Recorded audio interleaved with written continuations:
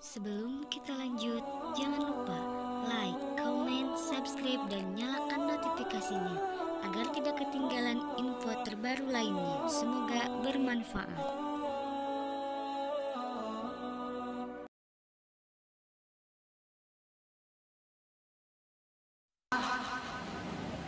Makanya lihat dalam surat Fussilat surat ke-41 ayat 26, apa kata Allah di situ? Wa qala alladhina kafaru la tasma'u li hadzal Qur'an walaghaw fihi la'allakum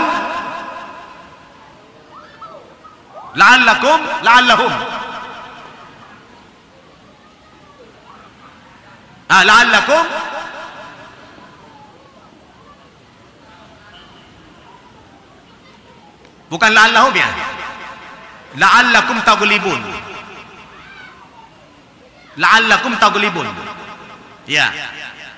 Wa qala alladhina kafaru la tasma'u li hadzal Qur'an walaghaw fihi la'allakum taghlibun. Orang-orang kafir itu berkata, ini misinya orang kafir, berusaha menjauhkan kita dari Al-Quran. La tasma'u li hadzal Quran, jangan kamu dengarkan Al-Quran. Ini dulu asbabun nuzulnya ketika orang-orang kafir Quraisy, para pujangga, para penyair, para sastrawan itu diutus untuk mendengarkan Al-Quran dari para sahabat-sahabat Nabi. Ketika mereka mendengarkan Al-Quran itu mereka pada terkagum-kagum. Bahkan yang namanya Umar bin Khattab radhiyallahu anhu, begitu dia mendengarkan Al-Quran dibacakan adik kandungnya Fatimah binti Al-Khattab, dia masuk agama Islam. Maka petinggi-petinggi Quraisy mengatakan, la tasma'u li hadzal Quran, jangan kamu dengarkan Al-Quran itu. Walaghaw fihi, bikin mereka hiruk pikuk dengan urusan dunia. La'allakum taghlibun, supaya kamu bisa mengalahkan orang-orang Islam itu. Jadi sebenarnya Bapak Ibu, strategi cara orang kafir mengalahkan orang Islam tidak perlu angkat senjata, tidak perlu dengan bom. Menaklukkan orang Islam itu gampang. Apa? Jauhkan orang Islam itu dari apa? Dari Al-Quran. Kalau kita sudah jauh dari Al-Quran, maka bertekuk lututlah kita di hadapan orang kafir. Sekarang terbukti. Sekarang terbukti itu. Kita sudah dijajah habis, dikuasai habis kita oleh orang-orang kafir hari ini. Kenapa? Karena kita jauh dari Al-Quran. Bahkan kalau ada orang Islam komitmen dengan Al-Quran, seperti kemarin yang viral apa? Ketika ada satu pesantren akan divaksin, tiba-tiba di tempat vaksin itu diperdengarkan musik-musik yang Masya Allah suaranya, padahal mereka yang datang ini penghafal Quran. Akhirnya semua santri rame-rame menutup telinganya. Ada yang iseng memvideokan, diviralkan di YouTube. Wah, ini orang yang ekstrim, ini contoh orang teroris, ya kan? Gara-gara menutup telinga, mereka tidak mau mendengarkan musik. Yang paling protes siapa? Orang kafir apa orang Islam? Orang kafir apa orang Islam? Justru yang paling banyak protes itu siapa? Orang Islam. Betullah kata Muhammad Abduh, al-Islamu mahjubun bil muslimin. Islam itu terhalang kemajuannya oleh orang Islam itu sendiri. Masya Allah.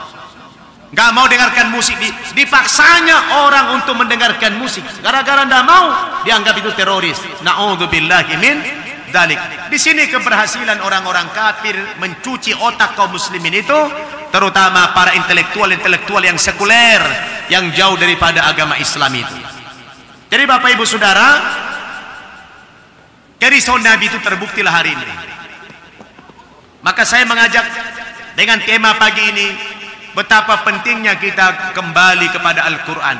Kalau Bapak Ibu ingin mulia, ingin dihargai, ingin bangkit, tidak ada pilihan yang lain kecuali kita harus kembali kepada Al-Quran. Al-Quran itu yang menjadi jalan hidup kita. Apa itu lagu yang dibuat oleh Habib Rizik itu? Al-Quran imamuna. Al-Quran itu adalah imam kita. Al-Quran hidayatuna. Al-Quran itu petunjuk kehidupan kita. Al-Quran apa lagi? Hah? Ya, ada lagunya itu, lagunya Habib Rizik. Kembali kita kepada Al-Quran.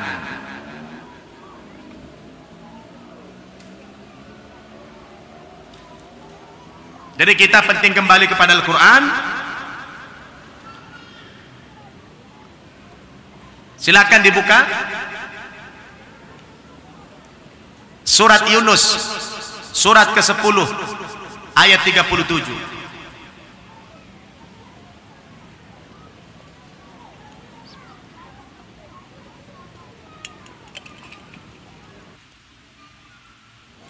Allah mengatakan, wa ma kana hadzal Qur'an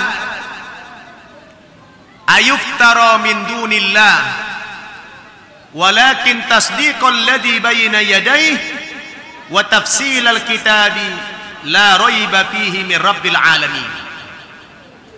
Bu, tidak mungkin Al-Quran ini, kata Allah, tidak mungkin dibuat oleh selain Allah Subhanahu wa ta'ala. Ada enggak manusia yang bisa membuat Al-Quran? Ada enggak? Kalau membuat kertasnya banyak yang bisa mencetak. Pertanyaan saya, ada enggak manusia yang bisa membuat Al-Quran dalam bentuk kontennya, isinya? Enggak ada. Jangankan manusia biasa, Nabi Muhammad saja enggak bisa membuat Al-Quran seperti itu. Makanya Al-Quran itu steril. Tidak ada campur tangan manusia di Quran itu. Dalam bentuk isi tidak ada. Termasuk Nabi kita Muhammad sallallahu alaihi wasallam, tidak ada perkataan Nabi di Quran. Jadi Al-Quran itu steril.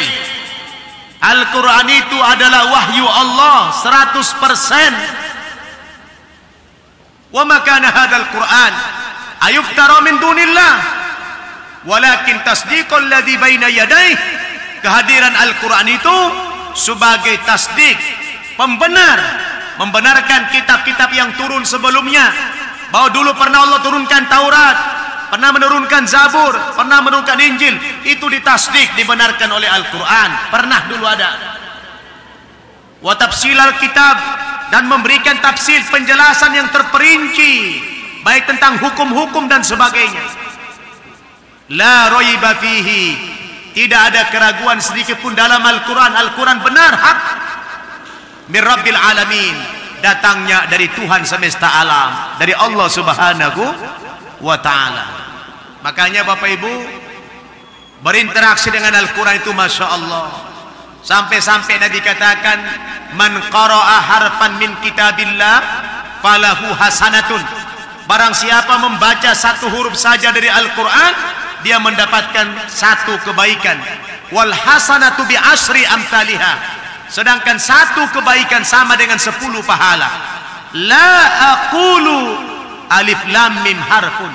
Saya tidak pernah mengatakan kalau Anda membaca alif lam mim itu satu huruf, tidak. Walakin alif harfun, wa lam harfun, wa mim harfun. Anda membaca alif lam mim itu sudah 3 huruf. Alifnya 1 huruf, lamnya 1 huruf, mimnya 1 huruf. Berapa pahalanya, Bu? Dapat 30 kita pahala membaca Al-Quran. Masya Allah. Makanya setiap hari usahakan baca Al-Quran. Mau tidur baca Quran. A'udzu billahi minasyaitonir rajim. Yasin. Shadaqallahul azim. Tidur. Dapat pahala enggak? Dapat pahala enggak? Dapat. Mau tidur, bismillahirrahmanirrahim. Taha.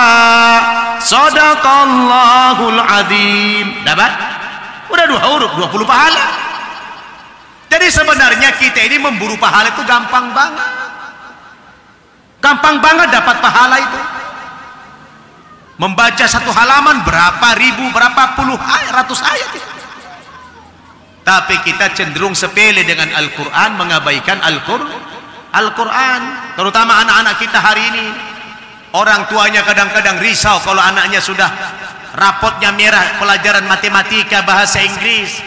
Orang tuanya tidak pernah risau, tidak pernah gelisah kalau anaknya itu tidak bisa bahasa Arab, tidak bisa baca Al-Quran. Tidak risau dia.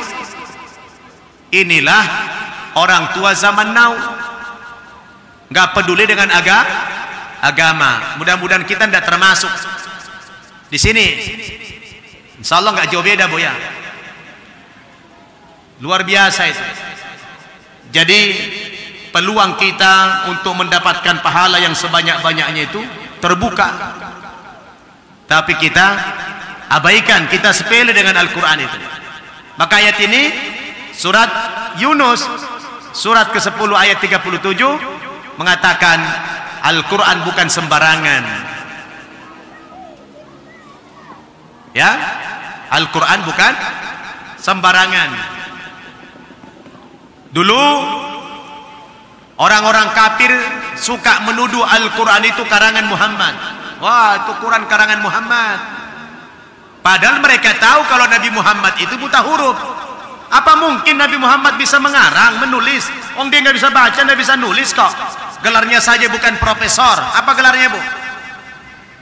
Apa gelar Nabi? Hah? Ummi. Gelarnya Nabi ummi, bukan profesor, bukan doktor, bukan PhD. Gelarnya ummi. Ummi itu apa? Buta huruf, nggak bisa nulis, nggak bisa baca, la yaktub wa la yaqra.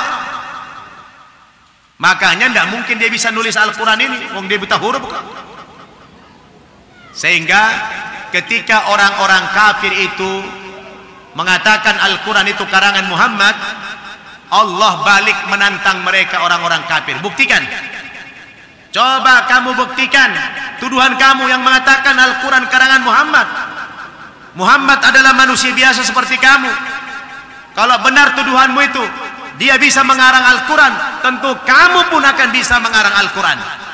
Sekarang coba kamu bikin Al-Quran tandingan. Nah, kata Allah tuh, coba kamu bikin Al-Quran tandingan 30 juz, 114 surat. Ya, bikin Al-Quran tandingan. Kalau betul tuduhan kalian Al-Quran karangan Muhammad, karena Muhammad manusia biasa, tentu apa yang bisa dia lakukan pasti bisa kamu lakukan, bahkan bisa lebih hebat kamu daripada Muhammad. Sekarang kamu tantang, saya tantang kamu, kata Allah dalam surat Al-Isra ayat 88, qul la ini jutama'atil insu wal jinnu ala ayatu bimithli hadzal Qur'an la ya'tuna bimithlihi walau kana ba'duhum li ba'din dhahira. Katakan ya Muhammad kepada orang-orang kafir itu, seandainya semua orang-orang kafir dari bangsa jin dan manusia berkumpul untuk menyusun satu konsep yang seperti Al-Quran, Bu, Pak, semua masyarakat kafir, jin dan manusia, ahli bahasa lagi, orang kafir yang pakar-pakar bahasa berkumpul semua untuk menyusun satu konsep yang seperti Al-Quran, kira-kira mampu enggak, Bu? Hah? Kata Allah, la ya'tuna bimithlihi walau kana ba'duhum li ba'din dhahira. Niscaya mereka tidak akan sanggup mendatangkan Al-Quran tandingan itu. Sekalipun mereka profesor ini sudah bekerja sama antara profesor ahli bahasa dari bangsa jin dan manusia, mereka berkolaborasi untuk membuat konsep, tidak akan sanggup, kata Allah Subhanahu wa ta'ala. Ini jaminan dari Allah Subhanahu wa ta'ala bahwa Al-Quran itu adalah otentik. Maka ketika mereka tidak bisa menyusun Al-Quran 30 juz, 114 surat, maka Allah turunkan tawaran. Karena mereka tidak berhenti menuduh Al-Quran karangan Muhammad, disuruh bikin Al-Quran 30 juz tidak sanggup. Tiba-tiba Allah tantang mereka untuk bikin Al-Quran tandingan. Gak usah lagi 114 surat, langsung berapa? 90% lebih turun. Sekarang kamu coba bikin 10 surat saja yang seperti Al-Quran, dari segi gaya bahasanya, kandungan isinya, hukum-hukumnya. Coba bikin 10 surat yang seperti Al-Quran. Am yaquluna iftarah, qul fa'tu bi asra suwarin mithli muftariyat wada'u man istata'tum min dunillah in kuntum shadiqin.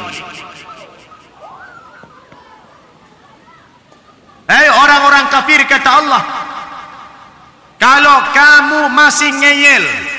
Apa itu ngeyel? Bahasa ngeyel itu bahasa apa itu?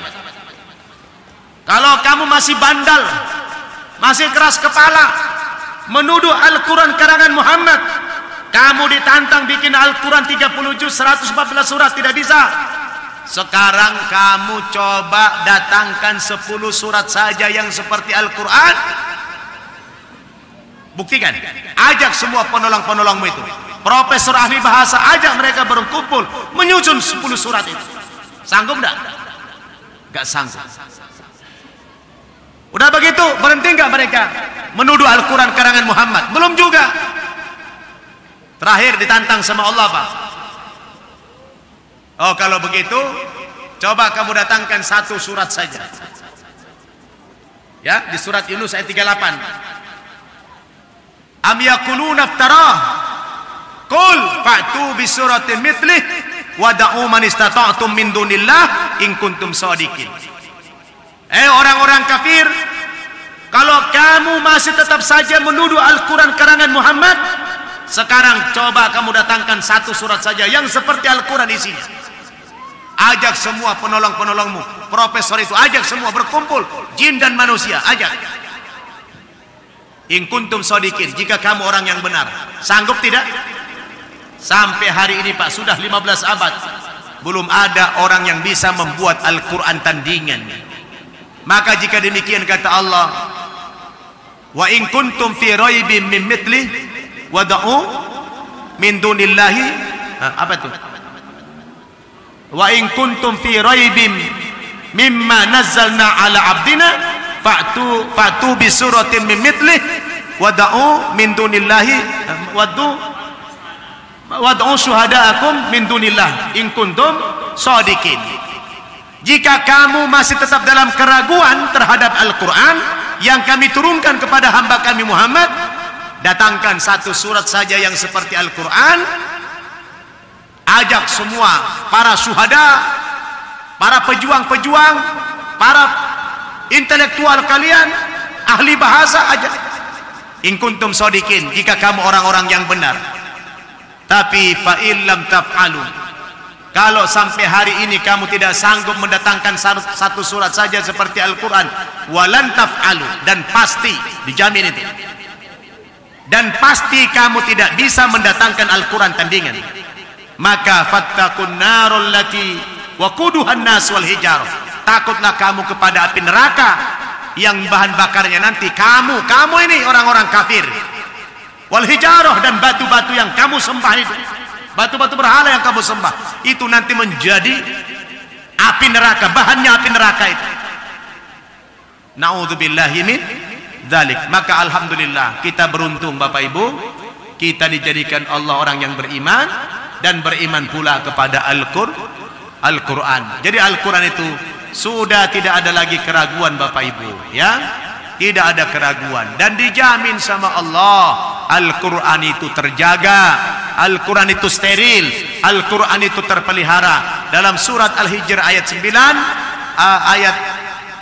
surat ke-15 9, Allah katakan, inna nahnu nazzalna dzikra wa inna lahu lahafidun, kamilah yang menurunkan Al-Quran dan kami pula yang memelihara keagungan Al-Quran itu. Jadi jangan sampai ada di antara kita, Pak Bu, yang tidak bisa membaca Al-Quran. Masih ada di antara Bapak Ibu yang tidak bisa baca Al-Quran? Masih ada? Saya percaya tidak ada lagi.